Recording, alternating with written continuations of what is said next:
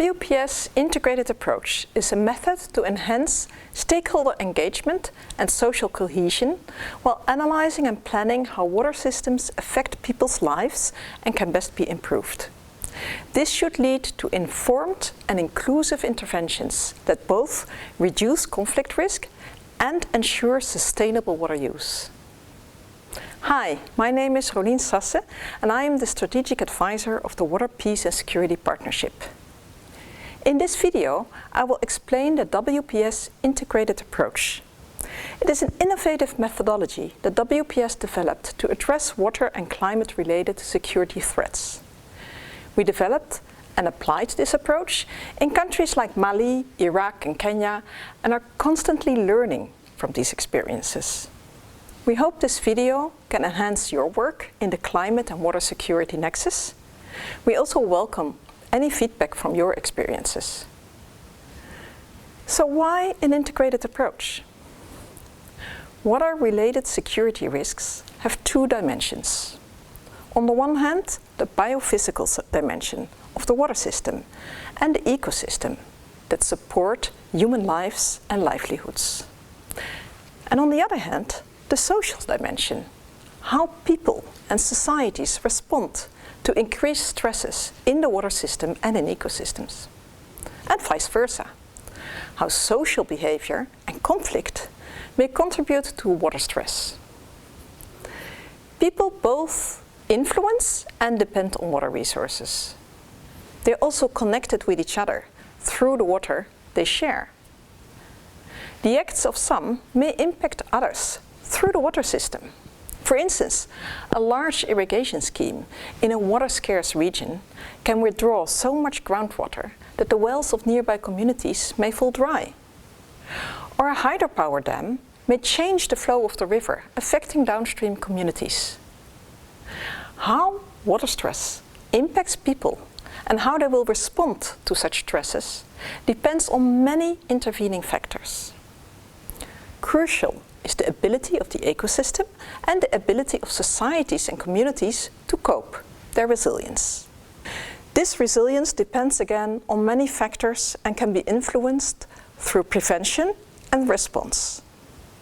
Societies that are wealthy, with a diverse economy, strong governance systems and a high level of legitimacy among the population will find it easier to cope with a drought than poor societies, highly dependent on rainfall, struggling with fragility. So water stress does not always lead to conflict, but in a fragile context, it often adds negative pressures. At the same time, it is known that a society in conflict is unlikely to realize effective water and ecosystem management, which requires good stakeholder cooperation, a longer-term plan, and sufficient funds to invest. Water systems may be harmed or broken by warfare, and ecosystems tend to be negatively affected. So the opposite is definitely also true. Conflict is bad for water management. When analyzing these interrelationships and intervening factors in a real situation, the emerging picture could, for instance, look like this image, contextualizing the water conflict nexus in Iraq. Why is it relevant to understand this? It could be that you intend to invest in water management or in activities that have an impact on water systems, like a hydropower dam or a large-scale irrigation scheme.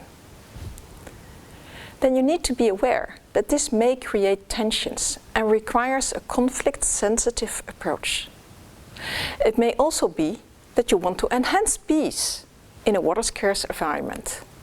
Then it is important to take the influence of water on conflict into consideration.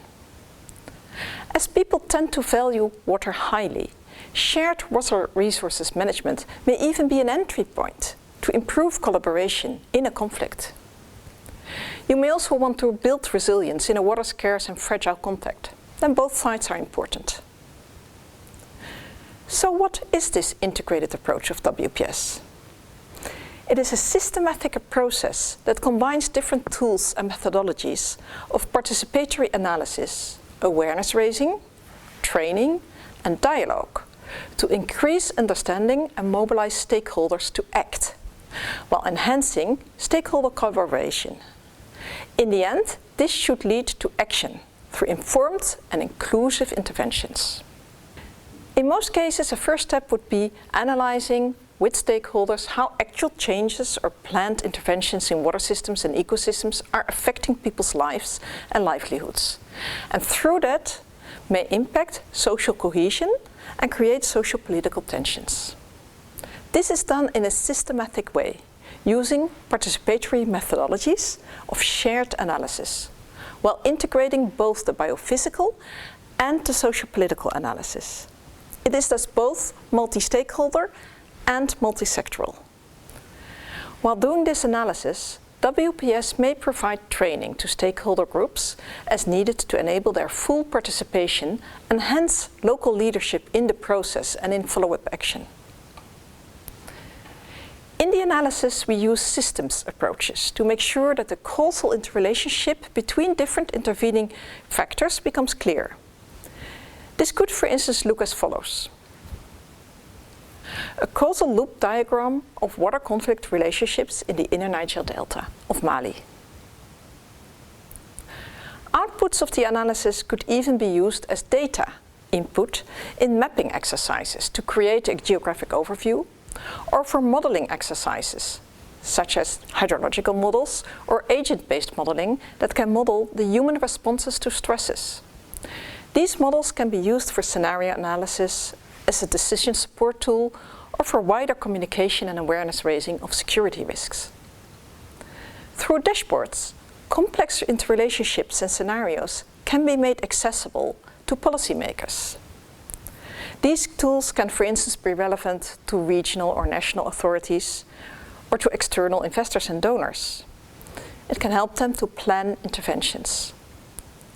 Different tools can be used for this, depending on the need and the audience. However, they remain tools. They are only used when they can be of help. WPS can provide training to users in the development, maintenance and use of such tools. A crucial element of the integrated approach is that the analysis, the training and the development of data tools is done in a participatory way. By analyzing the context, the interrelationship and potential future scenarios together with stakeholders, we support dialogue and enhance a shared understanding of the situation. It is crucial that this is done in a neutral and safe environment for all key stakeholders to enable them to engage. If this is not possible, independently facilitated analysis with different groups separately may be needed to ensure all perceptions are included for a correct reflection of the situation and for legitimacy. A dialogue approach enhances both the quality of the analysis and mutual understanding and trust. These are key ingredients for collaboration and peace building. Finally, the outcome of these processes are used to raise awareness about situations to encourage authorities, investors or other leaders to take appropriate action. For instance, by using the analysis as basis for policy papers, roundtables, and by using the models for planning and decision making. The participatory process and training in itself also enhance awareness raising among actors. So in the end, the integrated approach should have two outcomes. First, build trust, mutual understanding and an agreed analysis of the situation among stakeholders. This will enhance collaboration among stakeholders and thus strengthen peace-building efforts. The dialogue process can be used to prevent or resolve disagreements in a peaceful process. Second, to create bottom-up information and evidence-based inputs that can be used for policy advice, planning and decision-making. The dialogue process can be used to brainstorm and agree on solutions or interventions in order to address material issues at stake, such as water-related problems that may undermine human security. The WPS approach could, for instance, look like this.